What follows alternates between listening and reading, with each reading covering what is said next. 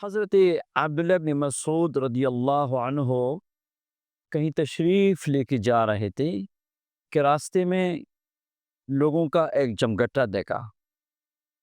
قریب جا کے دیکھا تو کسی مرض کی وجہ سے یا مرگی کی وجہ سے یا جنات کا دورہ پڑا ہے، مگر ایک بندہ بے ہوش پڑا ہے اور لوگ ارد گرد جمع ہو گئے ہیں.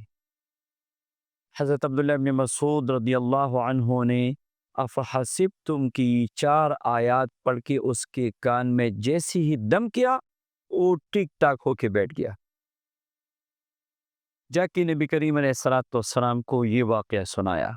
نبی صلی اللہ علیہ وسلم نے جواباً ارشاد فرمایا کہ ان آیات میں اتنی طاقت ہے کہ اگر پہاڑ پہ بھی دم کرے تو پہاڑ بھی اپنی جگہ سے ٹل جائے.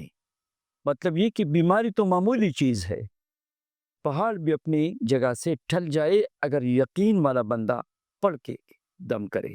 تو کسی بھی مرض کے علاج کے لیے سب سے بہترین علاج ہے. جو لا علاج بیماریاں ہیں اس کے لیے بہترین علاج ہے یہ.